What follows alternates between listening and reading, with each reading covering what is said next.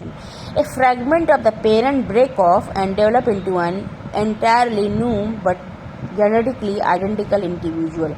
There is no regenerative cell present as such. देखिए जैसे ये एक पेरेंट है, जैसे इसमें स्पायरोगायरा में है, ये एक पेरेंट है, इसमें क्या होता है, जब पेरेंट होता है का जो फ्रैगमेंट होता है ये ब्रेक हो जाता है, यहाँ से ब्रेक ऑफ हो जाता है, और ये एक जो होता है जो पेरेंट होता है फ्रैगमेंट ब्रेक करके दो में कन्वर्ट हो जाता है, और ये दो जो फ्रैगमेंट हो जाता है इससे जो होता है अलग अलग इंडिविजुअल दोनों तैयार हो जाता है, जो कहते हैं फ्रैगमेंटेशन। और एक पूरा नया क्या बन जाता है, आइडेंटिकल इंडिविजुअल बन जाता है, बिल्कुल सेम बनता है, आइडेंटिकल बनता है, बिल्कुल क्लोन बनता है, एक ही जैसा बनता है, क्योंकि एक ही पेरेंट से ये बन रहा है, दो पेरेंट्स इन्वॉल्व नहीं है जिसमें एग्जैक्ट कॉपी फॉर्म होगी। और ये क्या होता है, यहाँ पर ये डिवाइड हो जाता है, एक जो होता है ये फ्रैगमेंट इसका जो होता है डिवाइड होकर के दो फ्रैगमेंट में बन जाता है, और दोनों जो होते हैं एक न्यू इंडिविजुअल बन जाते हैं। ये स्पायरोगायरा में मोस्टली होता है। नेक्स्ट है रीजनरेशन। नेक्स्ट टॉपिक है आपका एसेक्सुअल रिप्रोडक्शन का regeneration. The regrowth of a damaging और missing organ part from the remaining tissue they have specialised regenerative cell E G. Planaria. तो प्लेनेरिया में हाइड्रा में क्या होता है कि अगर प्लेनेरिया या हाइड्रा कहीं से भी ब्रेक हो गया है या टूट गया है या कट हो गया है तो सबके अंदर रीजनरेटिव सेल होते हैं। हर अलग अलग कटिंग पार्ट जो होता है वो न्यू इंडिविजुअल में डेवलप हो जाता है। ये क्या होता है, इसको कहते हैं रीजनरेशन। ये प्लेनेरिया में होता है, मोस्टली हाइड्रा में होता है। आपने कभी कभी वॉश किया होगा कि लिजर्ड जो होती है छिपकली, इसकी पूंछ अगर कभी कट जाती है तो कुछ दिन के बाद अगर उसी छिपकली को आप वॉश करते रहिए कि इसकी पूंछ तो निकल गई थी लेकिन धीरे धीरे क्या होती है फिर उसकी पूंछ निकलने लगती है। अगर आप डेली कुछ दिन के बाद वॉश करते रहें तो आप देखेंगे कि छिपकली की पूंछ निकलती रहती है, क्योंकि वो क्या है, रीजनरेटिव है, यानी पूंछ निकल जाती है। लेकिन ये कि अब अगर ये कहें कि आपकी छिपकली की पूंछ से छिपकली निकल जाएगी तो ऐसा नहीं है, उसमें ऐसा नहीं होता, क्योंकि उसके अंदर पूंछ के अंदर रीजनरेटिव सेल मौजूद नहीं है। लेकिन यहाँ पर जो देख रहे हैं आप प्लेनेरिया में या हाइड्रा में, इनके हर पार्ट में रीजनरेटिव सेल मौजूद होते हैं, यानी जितना भी पार्ट कट होगा सब पे एक नया ऑर्गेनिज्म डेवलप हो जाएगा प्लेनेरिया या हाइड्रा में। नेक्स्ट है आपका फिफ्थ है वेजिटेटिव रिप्रोडक्शन। ये वेजिटेटिव रिप्रोडक्शन जो होता है ये सेक्सुअल रिप्रोडक्शन का पांचवा टॉपिक है, वेजिटेटिव रिप्रोडक्शन। ये वेजिटेटिव रिप्रोडक्शन दो तरीके का होता है, एक नेचुरल होता है और एक आर्टिफिशियल होता है। नेचुरल वेजिटेटिव रिप्रोडक्शन जो होता है, देखिए जो नेचुरल वेजिटेटिव रिप्रोडक्शन ये तीन तरीके का होता है, reproduction by root, reproduction by stem, reproduction bye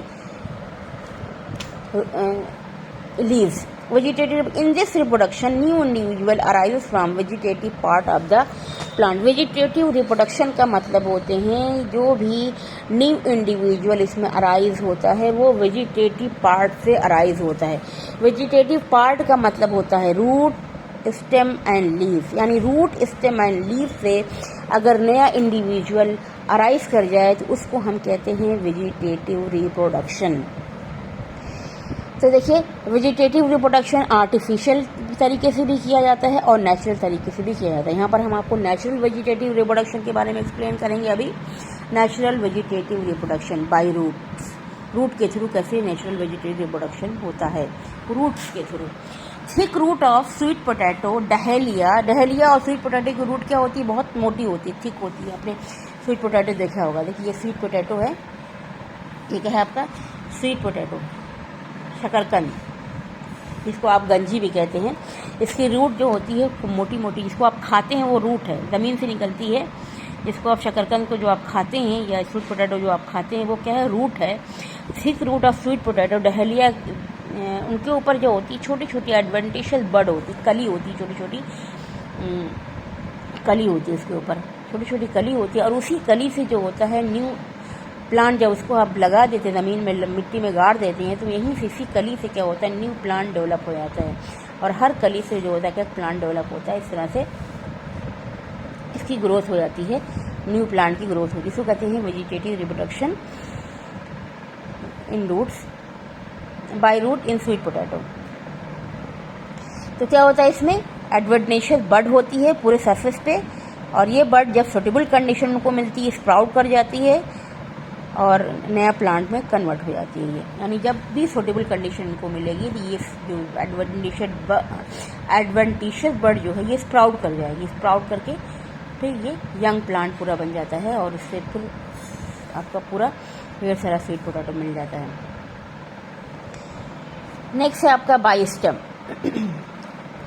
in underground plant such as rhizome, bulb, corm, tubers, there buds axillary and root develop at the nodes. देखिए जो अंडरग्राउंड प्लांट होते जैसे पोटैटो है, जिंजर है, ऑनियन है या फिर garlic है, इसमें क्या होता है ये अंडरग्राउंड होते हैं, अंडरग्राउंड स्टेम है, इसको राइजोम, बल्ब या कॉर्न या ट्यूबर भी कहते हैं। इनमें जो होता है बर्ड एक्सिली बर्ड्स होती है। क्या होती है इनमें, ये देखिए नोट्स है, इसको कहते हैं नोट्स, और इसके अंदर एक बर्ड होती है, क्या होती है, कली होती है। क्या होती है, कली होती है। इसी कली से जो होता है न्यू प्लांट ग्रो करता है। ये जो कली होती है, जो बर्ड होती है, इसी से नया प्लांट ग्रो कर जाता है। तो देखिए सारे आपने देखे होंगे आलू में ये नोट्स होते हैं, इसके अंदर नोट्स होते हैं। जब इसको मिट्टी में गाड़ देते हैं आप, मिट्टी में जब ये एक पोटैटो को लगा देंगे, एक पोटैटो से कम 4 से 5 6 प्लांट ग्रो कर जाते हैं, न्यू प्लांट डेवलप हो जाता है। हर जितनी नोट्स होगी हर नोट से नया प्लांट ग्रो करेगा। देखिए यहाँ पर ग्रो कर रहा है, यहाँ ग्रो कर रहा है, आप देख रहे होंगे यहाँ पर बर्ड है। ये ओल्ड पोटैटो है, इसी से इसको फूड मिल जाता है और ये पोटैटो पूरा ओल्ड पोटैटो ख़त्म हो जाता है और वहाँ से नया प्लांट जो नोट्स होती है उसके अंदर जो बर्ड है वहाँ से न्यू प्लांट ग्रो कर जाता है। इसको कहते हैं वेजिटेटिव रिप्रोडक्शन इन स्टेम। न्यू प्लांट कहाँ से अराइज करता है, नोट से अराइज कर जाता है, नोट्स होती हैं। और जो बर्ड्स होती है इससे ब्रांचेज वगैरह निकल आती हैं और ओल्ड प्लांट जो होते हैं वो डाई हो जाते हैं।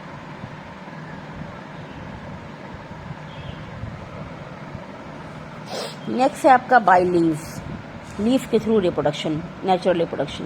देखिए leaves of Bryophyllum begonia are fleshy and bear adventitious bird.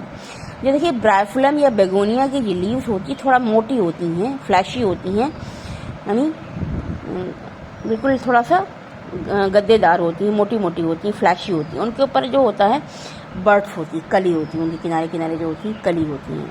Adventitious birds को कहते हैं। क्या कहते हैं, एडवेंटिशियस बर्ड। ऐसी कली जो मतलब जेनेटिकली ना हो ऐसे, और वो पत्ती से कली निकली, पत्ती में हो, उसको कहते हैं एडवेंटिशियस। यानी पत्ती में हो कली या फिर स्टेम में कली हो तो उसको कहते हैं एडवेंटिशियस बर्ड्स। क्या कहते हैं, एडवेंटिशियस बर्ड कहते हैं।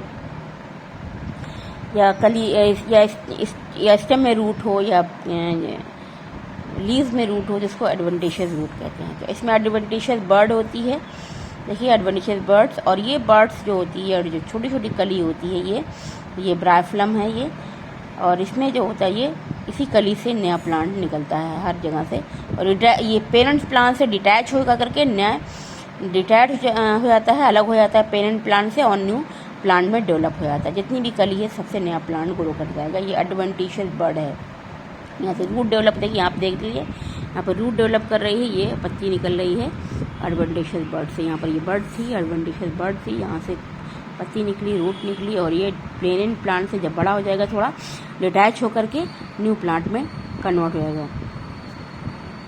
जब फेवरेबल कंडीशन आती है तो ये क्या होता है, न्यू प्लांट में डेवलप हो जाते हैं। यानी ये तो ये किसके थ्रू हो गया, ये रिप्रोडक्शन बाई लीव्स के थ्रू हो गया। लीव्स के थ्रू किसमें होता है, ब्राइफलम में, ये बेगोनिया में होता है। ये पत्ती है, फ्लैशी मोटी पत्ती होती है, इसके ऊपर बारीक छोटी छोटी कली होती है किनारे, और इसको कहते हैं एडवेंटिशियस बर्ड कहते हैं। और ये फेवरेबल कंडीशन आती है तो ये कली जो होती है वो न्यू प्लांट में डेवलप हो जाती है और ये डिटैच हो जाती है पेरेंट प्लांट से और नया प्लांट बन जाता है। तो ये हो गया नेचुरल वेजिटेटिव रिप्रोडक्शन। अब आप पढ़ेंगे आर्टिफिशियल वेजिटेटिव रिप्रोडक्शन। देखिए आर्टिफिशियल वेजिटेटिव रिप्रोडक्शन जो होता है वो कटिंग के थ्रू होता है, ग्राफ्टिंग के थ्रू होता है, ये लेयरिंग के थ्रू होता है। आप आर्टिफिशियल वेजिटेटिव रिप्रोडक्शन में पढ़ेंगे पहला आप कटिंग।